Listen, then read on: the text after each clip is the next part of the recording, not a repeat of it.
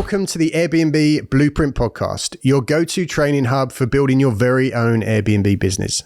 In each episode, we break down the exact blueprint that helped us build a multi-six-figure Airbnb business from scratch, and we'll show you how to do the same.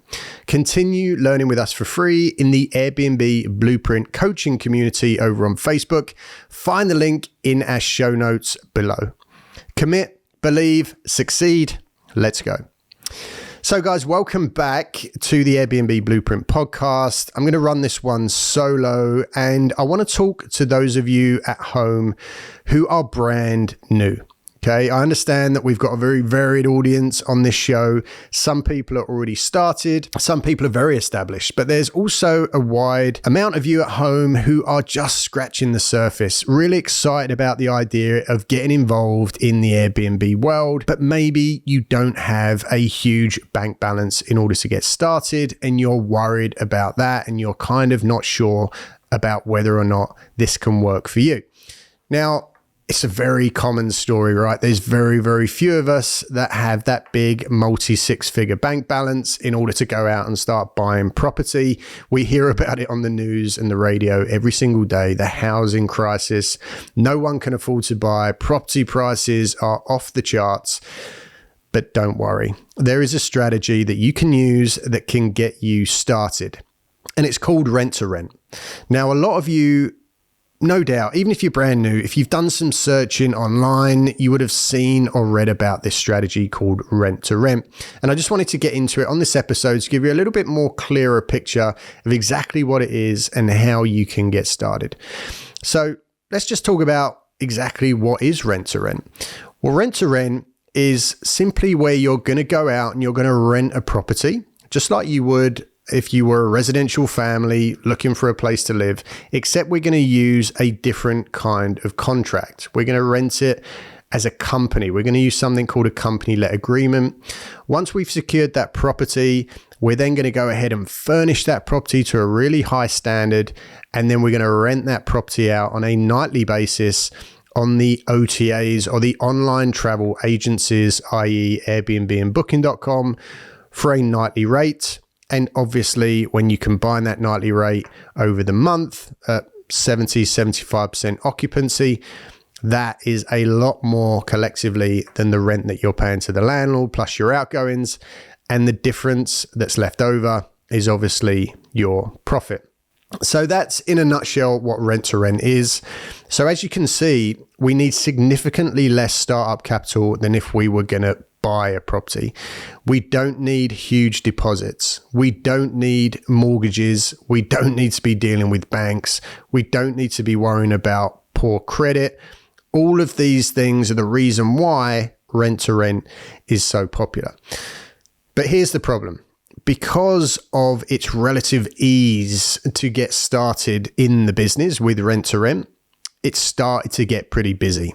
So it can be quite difficult in order to go out and start securing these deals. There's a lot of people out there looking to do it, and there's some very specific ways that we can go out and try and find these deals. Now, what's the easiest way to find these deals? There's various different ways. And I know that your immediate go-to is agents. And yes, agents do hold probably 90% of the stock across the UK when it comes to rental properties. It's just the way that it goes, right? When somebody buys a property, or they get into a situation where they inherit a property, or they downsize and they end up with a property that's kind of left behind, the first thing that they're going to do is go to an agent and hand that property over and ask them to basically get it rented for them, right? Makes sense.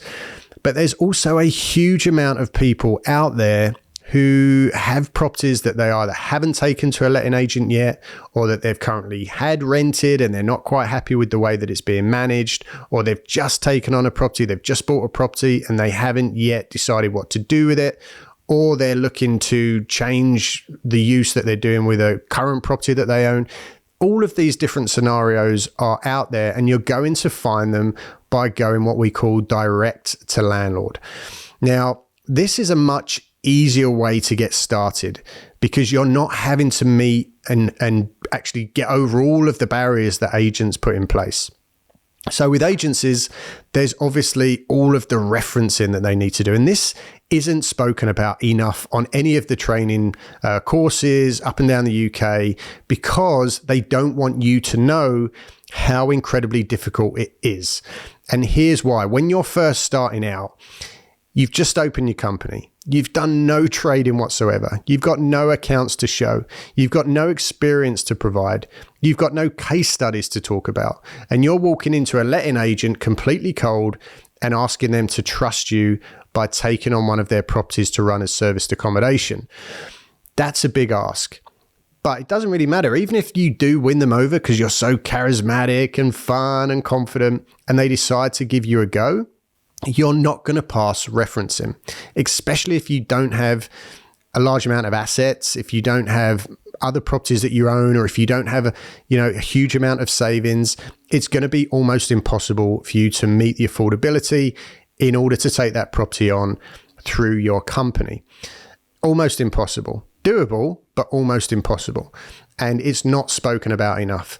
There's a lot of talk, a lot of training, a lot of scripts and templates that are given for how you need to approach agents, what you need to say to agents, the fact that you need to take in donuts and cookies and muffins in order to button them up. Helps, but it doesn't get you through referencing, because they simply have tick boxes that they need to meet, because they are a company and there's guidance and measures in place that they need to meet, right? It's just the way it is. Now, if you are going to deal with agents, and I absolutely say that you should still be dealing with agents, but it needs to be just one of the multiple strategies that you're going after when you're trying to find that first rent-to-rent deal, then here's a little hack which is going to help you go a long way.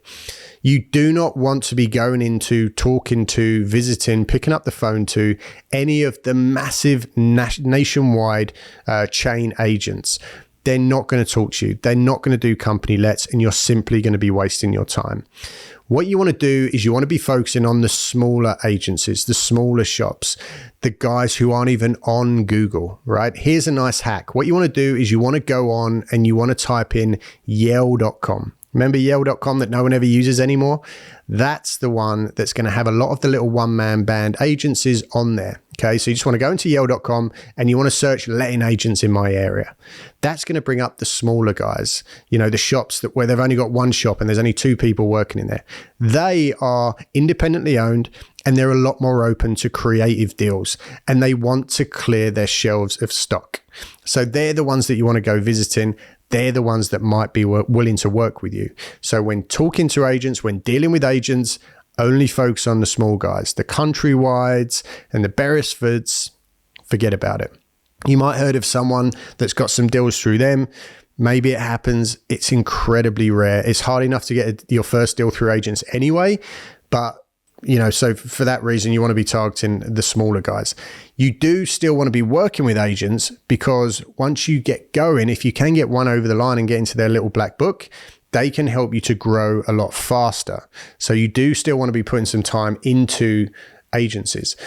But coming back to what I was saying before, your greatest chance, your best chance of getting that first rent-to-rent deal over the line, finding that landlord who's got that buy-to-let property and they're looking to do something else with it, is by going direct to landlord. What does that mean? Direct to landlord is simply going to somebody outside of agencies and speaking to them about renting their property. Now, the best place to find these people is at networking events. And here's another really good tip. Naturally, your mind's going to go to, okay, I need to go to property networking events. That's where these landlords are going to be.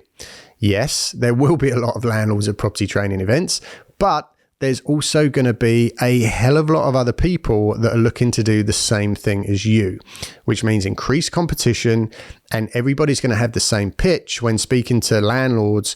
Hey, would you be interested in renting your property to me so that I can do serviced accommodation? So what makes a lot more sense, and what we do and what we've had way more success with doing, is to actually go to more business networking events. At these business networking events, of which there are plenty up and down the country, you're going to find anyone from accountants to builders to lawyers to office workers, to plumbers and tradespeople, all going there to network in order to grow their business community and to help each other out with work and leads and deals and all that kind of stuff. You're going to go there as a serviced accommodation professional, property investor. You're going to have a really nice polished pitch, and you're going to be going around basically casually telling these people what you do and asking them, oh, by chance, do you happen to have any properties that maybe you're, not happy running as a buy-to-let because you're worried about certain changes in legal framework with the new government and stuff like that, and all of the laws and strengths that sit over on the tenant side now with buy-to-let properties, something that you'd rather consider doing serviced accommodation for. And that is how you can start your conversation and potentially find that first deal.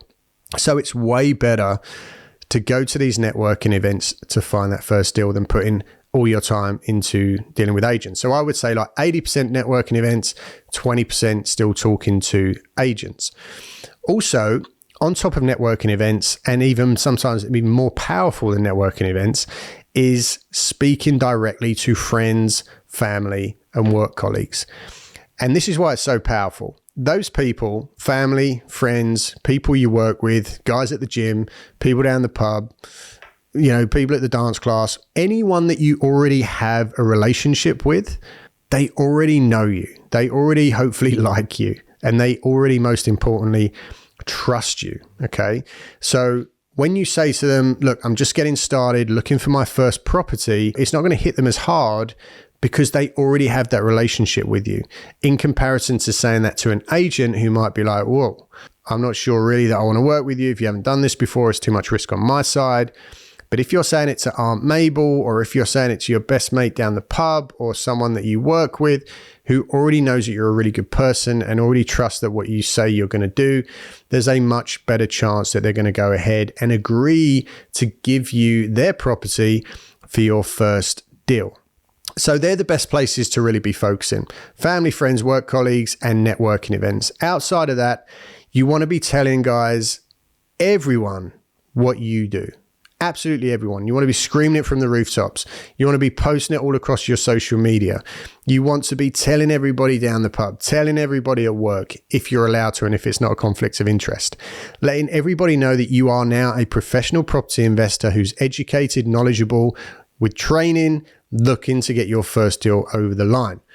Now, obviously, with all of this, you need to know what it is that you're selling. What is it that you're going to be offering to these people to make them want to work with you? You need to sweeten up the deal, right? You need to get them excited. You need to be able to explain exactly what it is that you're doing. And most importantly, you need to be explaining what you're not going to be doing. Because here's the thing with Airbnb. It can, in some people's eyes, have a little bit of a negative connection. People think parties, people think damage, people think, people smoking in their property and, God knows what. There has been a little bit of negative press about it in the past. So there is a bit of a stereotype around Airbnb. So we need to be able to explain what is not going to be happening in these people's properties. But first things first, we want to tell them what we can offer them. Okay. So when we're saying, look, I'd like to take on your property to use as service accommodation for my business, here's what I can offer you. We're going to be looking at doing a long-term contract. So straight away, in a landlord's eyes, that means that they can forget about the property for 3 years plus. So we like to do a minimum of a 3-year contract on all of our properties that we're looking to take on as rent-to-rent. That gives the landlord long-term peace of mind, okay, which is massive. As a landlord myself, I want to just set and forget. I want tenants to go in. I want to forget about it for a good few years, which with my buy-to-let properties, a lot of the time doesn't happen. People move in, sell the right things. 6 months later, their work changes circumstances, and they leave. I've got to go through that whole process again. Pain in the ass. So we do long-term contracts of 3 years plus. Also, we're going to guarantee your rent. So you get that guaranteed rent payment every single month. Very important to make sure that they know and understand that whether or not they get paid is not dependent on whether or not you have bookings. That can sometimes be confused, and it can actually break a deal without you knowing that that was what they was thinking. So you need to make sure you say to them, look, regardless of whether or not we place one of our clients in the property, you get paid regardless. So you get that guaranteed rent every single month on the first of the month for the duration of the contract. No messing around. Okay, so that's absolutely massive. Zero voids. When people rent their properties out with tenants, when those tenancies end and the new tenants are coming in, there's that void period in between. That's going to go away. So immediately more money in their pocket. Also, we don't charge agents fees. So you're going to immediately make that extra money in your pocket without having to pay us to essentially look after the property. So more money in your pocket. Also, we're going to cover all of the maintenance of the property as well. So we're going to cover the maintenance, we're going to cover all the bills, all of the utilities, and most of the time, we're going to do a refurb of the property as well. Okay. So that landlord is going to get a free uplift of the property. Now, a residential family that take on a property, okay, they might put up a feature wall here and there, paint the skirting boards, but they're definitely not going to be putting down new carpets, putting up feature walls throughout the property, painting the property throughout, upgrading potentially appliances. That's not going to happen. So that is a really big thing for the landlord. They're going to essentially get an uplift in the appreciation of the property. So that's massive. What else have we got? So we've got long-term contracts, we've got no voids, we've got all of the maintenance covered, we've got a renovation of the property at our cost, at our expense, and then the property is going to be kept to a show home condition throughout the entire contract. So because we need to operate it as a business, that property needs to be kept as a show home all the time. That doesn't happen with a residential contract. A lot of the time, I refurb my properties, tenants might move in, they're there for a year, 2 years. When they move out, I've got to do a whole new refurb again on the property because the place has been damaged. That's not going to happen when we're using it as serviced accommodation. A lot of the time, when we give a property back at the end of a contract, it's even better than when we've taken it on. So there's a huge list of benefits there to the landlord that they're not going to get with a residential tenancy. And the biggest one, the one that I really want to drill home when I'm speaking to a landlord, especially now with the changes in the Labour government and all of the increased laws that lay on the side of the tenant on a residential contract, the removal of the Section 21 no fault eviction notice, is as a company, we don't have the same rights. We don't fall under the Housing Act. So we're not protected by the same legal framework. So if we're not paying our rent, if we're missing our rent, if we're not upkeeping the contract, if we're messing around, if we're not paying our bills and our utilities, then the landlord can simply kick us out of the property within 14 days. Under a company-let agreement, we have almost no protection. So they, again, get that huge peace of mind that they don't get with a residential contract. A lot of landlords don't understand that when a family moves into your property and signs that contract, that AST, Assured Short Hold Tenancy contract that falls under the Housing Act, that essentially becomes their property. They have to do a lot of bad stuff in order for you to be able to get them out of your property. So it's a huge benefit now is the fact that we have to follow that contract to a T.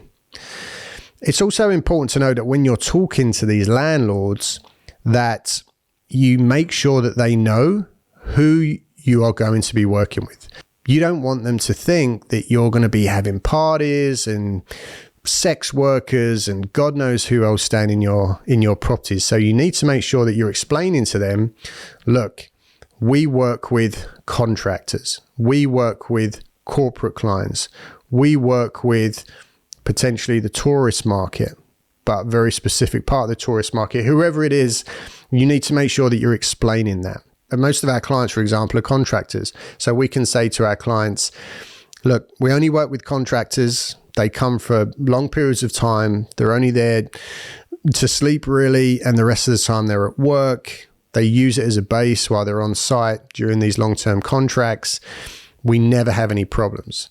And the way that we avoid having any problems or parties, which maybe you might be concerned about, is the fact that we only do a 4-night minimum stay on our properties. So that immediately removes the chances of having people come for just 1 or 2 nights on the weekend and having big parties and causing issues with the neighbors and wrecking the place. That never happens. We purely deal with professional clients, whether it's contractors or corporates. And even better than that, if you have an existing contract that you've managed to secure with a company that's building the roads, extension at the airport, or whatever it might be, if you've got a contract to house those people and you can pull that out and use that as evidence to an agent or to a landlord at a networking event, that is absolutely massive. So that is how you're going to go out and secure that first deal. Now, obviously, there's a huge amount of analysis that we need to be doing. We need to know who our target market is before we know what kind of property we can go after. And then when we get the potential deal or we have that offer, we need to know how to do that deep dive analysis. And that's where you want to make sure that you are either heavily self-educated or you're working with a mentor or you're part of some kind of a training program where you can work with someone who can confidently give you the tools and the support and the knowledge that you need to make damn sure that that deal is going to stack. Because here's the thing, if you're taking on a property on a 3-year plus contract, you need to make sure it stacks.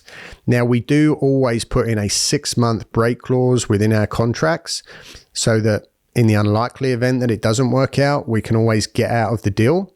But you never want to exercise that because you've had to furnish the property, right? You've had to spend significant money on furniture, on renovation costs, on marketing, on listing the property, maybe nice curtains, blinds, appliances. There are significant upfront costs, even on a rent-to-rent deal. Maybe £5,000 to £10,000 to get the first deal off the ground. So you never want to be exercising that break clause. So you want to do everything that you can to make sure that the deal stacks. Now, inside our training program, we have incredibly easy to use spreadsheets and analysis tools that Pooh has built himself that are very easy to use with just plug and play boxes that you put in the key numbers, and it's going to tell you whether or not that deal stacks, whether or not it breaks even at least 50% occupancy, and making sure that anything above that is good amounts of profit. That's what we do. It works every time. It's very detailed, very in depth, and most importantly, very easy to use. And it's something that you can knock out very, very quickly, because here's the other thing, because properties are moving so quick now in the UK because of our housing shortage and, so many people now needing to rent. A lot of the time a property might have 10, 15, 20, 30 applications on it. You can't be going away and saying, well, sounds great. Thanks for offering me the property. I'm going to go away and do 2 weeks of due diligence and then I'll come back with an answer. It's not going to happen. You need to have the tools and the support so that you can go away, crunch a deal in the morning, and by 12 o'clock, you're on the phone saying yes or no. So that's what we do. It's so important that you get the deal to stack, because when people are starting out and they're desperately trying to find that first deal and they're getting told no over and over and over and over again, what can happen is when you eventually get that yes, when you eventually find that landlord or that agent that says, you know what, I'm willing to take a chance on you. I'm willing to take a shot. I've spoken to the landlord. If it's an agent, I've spoken to the landlord. They've agreed to give you a go. A lot of the time, people just say yes without doing their due diligence because they just desperately want to get that first deal over the line. And it's only after you've signed on the contract that you then realize, shit, maybe we don't have the demand here. Maybe it's too rural. Maybe we don't have the transport links. Maybe there's not enough infrastructure in the area. I don't know who I'm marketing this to.